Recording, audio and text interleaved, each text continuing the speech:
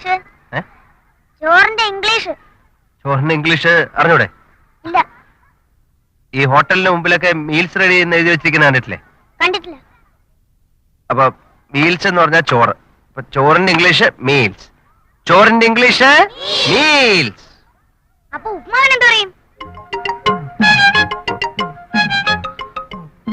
പറ മാഷേ, ഉപ്മാവിന്റെ ഇംഗ്ലീഷ് എന്താ? വല്ലാത്തൊരു തലവേദന പോലെ.